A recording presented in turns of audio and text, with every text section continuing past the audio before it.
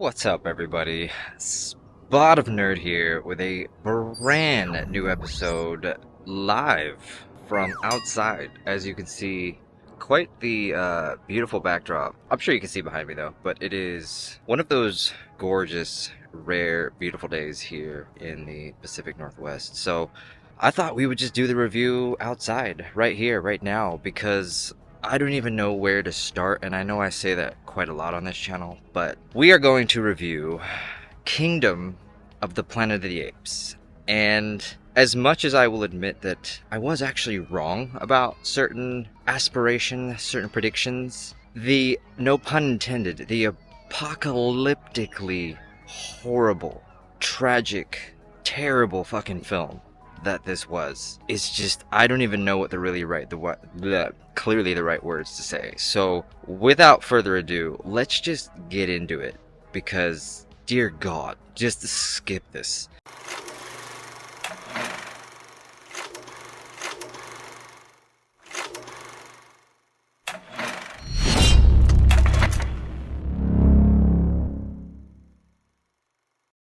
Now, with every other review we do, all the usual suspects, if you would be ever so kind, I would love it if you would subscribe, like, comment, the whole 9 yards, everywhere you can with Spot of Nerd. We are also going to give you the spoiler warning. Quite frankly, if anybody can tell me what the hell the story was in this film, you deserve a degree in rocket science. But at the same time, in case you actually care about not being spoiled about this film, just here's your heads up right now. There's so much to talk about, but there's also so much not to talk about when in relation to Kingdom of the Planet of the Apes. This is number one, it should have never been made. This movie should have never been made. It makes zero sense. So let me give you the synopsis. We start off, supposedly it's 300 years in the future after Caesar's death, if you watched the previous reboot series, War for the Planet of the Apes.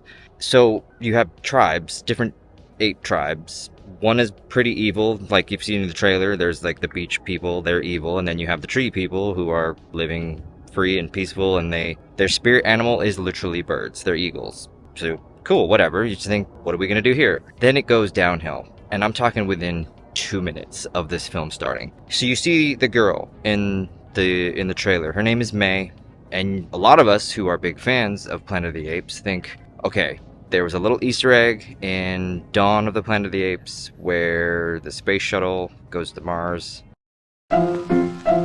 Let's all go to the lobby. Let's all go to the lobby. Let's all go to the lobby to get ourselves a treat. Delicious things to eat. The popcorn can't be beat. The sparkling drinks are just dandy. The chocolate bars and the candy. So let's all go to the lobby to get ourselves a treat. Let's all go to the lobby to get ourselves a treat.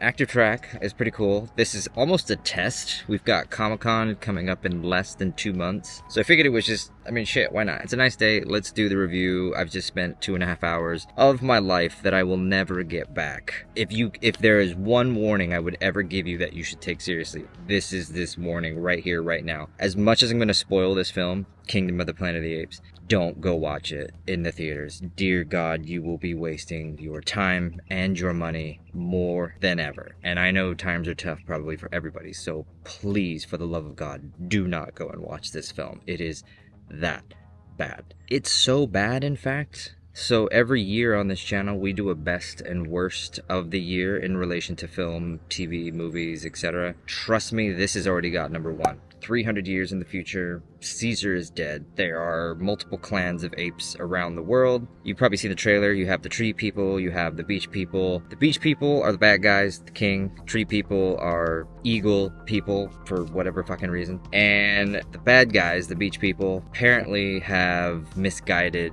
Caesar's words of apes strong together, things like that. So it's a convoluted mess of storytelling that quite frankly should have never happened. Now, going back just a little bit, before this movie came out, with the trailer, my assumption was you had this gal and you had the humans, very much similar to the old Planet of the Apes, where they're almost ape Neanderthal types, you know, they don't speak, they're kind of mute, etc. And then you have this girl who's in more up-to-date clothing, shall we say. So my prediction was, if you watch Dawn of the Planet of the Apes, there was a little Easter egg about astronauts going to Mars and they get lost. So thus, this new reboot franchise would have been the final catching up, as in the timeline. So she would have been an astronaut, she crashed on Earth, and she discovered apes are now ruling the planet. That's what I thought this story was going to be, and my god, would have been a superior story than what they provided us. Not only is this gal, her name is May, apparently just another group of humans that have survived this long, 300 years apparently underground in this bunker type situation, which is just how? I mean, 300 years underground. They didn't explain anything in relation to food, shelter, blah, blah, blah, blah, blah. And then it turns out she's actually the bad guy. She tries to literally kill the apes at the end of the film by blowing up the dam, which, again, there's a lot of details which I won't go too much into detail with, pun intended, repeat, broken record. Anyway, so the beginning of the film starts off with Noah, you see in the trailer, with the eagle. His tribe, the beach people come and find his tribe, burn his place to the ground, kill his people, enslave his people by taking them back to the beach because they want to open up a bunker. They want to see, the king that you've seen in the trailer wants to see what's inside of this bunker. Weapons, human stuff, blah, blah, blah. May, the girl who is fancy and can talk, apparently knows what's inside of it. So there's that, and they can't seem to open up the gate until she magically appears. So Noah takes it upon himself. He's like, I'm gonna go avenge my family, avenge my people, make them blah blah blah, like help them escape, yada yada yada. And of course he gets captured, totally gets captured. And not only that, but we also find out there are more humans that can speak and are intelligent. Shocking, said no one whatsoever. This movie, I probably fell asleep at least 3 or 4 times. Just very minimally, but it is so boring. So mind-numbingly boring. And so I apologize, it's, even my review is boring to the point I'm detouring off into other topics. So May, the gal, has been following him and the orangutan friend. The orangutan friend is apparently the guy who only knows about Caesar's real life, how he was the one that really brought humans and apes together, and he was the one that brought peace and prosperity to the apes, blah, blah, blah, blah, blah. So he's trying to tell Noah about this story, and Noah doesn't believe him because, you know, what present day situation is like, and May is following them to the beach people to try and rescue the people, but she apparently is the only one that knows where the beach is. So funny how that works. Anyway, they get to the beach, discover more humans that are alive, but they're enslaved, and they're trying to get this bunker open, and lo and behold, wouldn't you know it, May is the only one that knows how to get inside. Noah and Noah's couple of Noah's friends with May get inside the bunker. They blow the dam because they don't want the apes to have the weaponry. They don't want apes to have the tanks and all this ammunition that genuinely was inside of this bunker. Shocking, but at the same time, how the fuck did human beings build an entire city underground right next to the beach is beyond me. It's seriously, people, it's just saying it out loud makes me want to go, why did I ever even bother going and watch this film? It's so fucking bad. Jesus. I'm sorry, guys. Anyway, so we get to the end of the film. Of course, Noah rescues his people, but not without finding out that May is actually the bad guy because she's the one that blows the dam that lets the water inside of the dam, kills a whole bunch of apes, finds a gun, shoots some apes, and Noah is all confused because he's like, well, I thought you were good, I thought you were the good guys, and blah, blah, blah, blah, blah, but you're killing people, and how are we going to coexist together? Even to the very final scenes of the film, Noah's back in with his people, it's in LA apparently, and she's with her people. May comes back to say a farewell, but she literally is holding a gun behind her back, as if she's going to assassinate Noah. What the actual fuck? So, it gets even better. While they were in the bunker, May was somehow managed to get like this hard drive thing that she takes to another bunker out in the middle of buttfuck nowhere, where there's actually more human beings that have been surviving apparently for 300 years. And now, somehow, some way, this little microchip thing is what gives them the ability to communicate around the world with other people.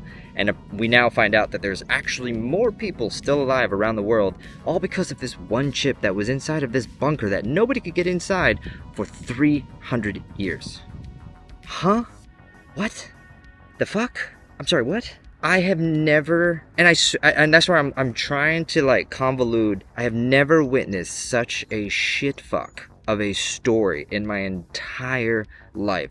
There is no emotion. There is no character development. Don't even get me started on the CGI.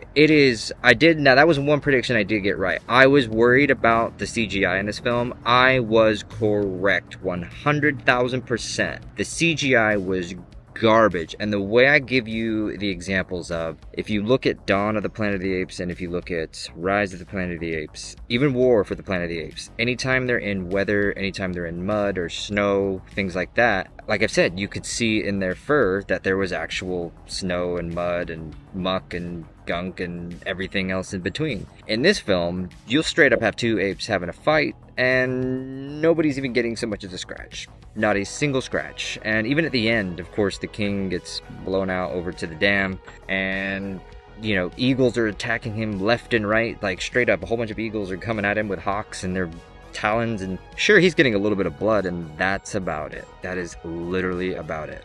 So yeah, I won't really try to bore you too much more with this review. I'm just going to keep this as brief as I possibly can, because not only have I given you quite some heavy episodes lately, but again, some longer ones. Let's just keep this nice and short. I think what this movie, what it comes down to is like I've said, this movie should have never been made. Could you have kept going after War? Sure, but the way they went with this movie is completely wrong.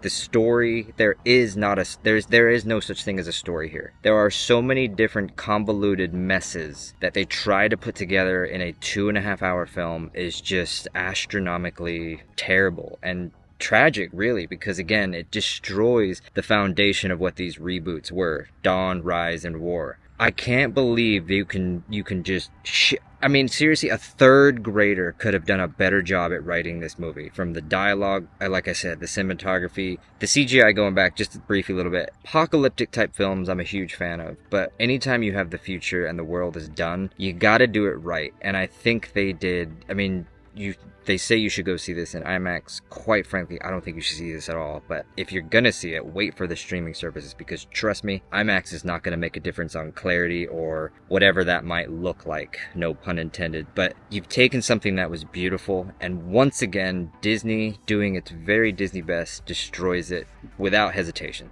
Just absolutely destroys. Not only just destroys the character that was Caesar, destroys his history, his legendariness, his saga-ness, or whatever the word is. But ultimately, you're trying to create a new story, you're trying to create a new journey in this ape world, Planet of the Apes, and you just failed on every single level. So I would give it, we'll give it one cup of tea out of 4 from yours truly, Spot of Nerd, because it is so bad. So bad. It is a broken record moment. It is boring as fuck. Damn, this movie is like, I can't even, words not coming out, because it is so bad. It is so boring. I'm almost mad now that I'm talking about it to y'all here right now. So that's why I'm gonna finish it up right here, right now. Thank you guys so much for watching. Again, I would hugely appreciate it if you would do all the usual suspects to get Spot of Nerd out there, sharing it and all that jazz. But please, for the love of God, do not go and watch Kingdom for the Planet of the Apes, because it is just a pile of shit. With all of that said, thank you guys, and we will see you all next time. Later, y'all.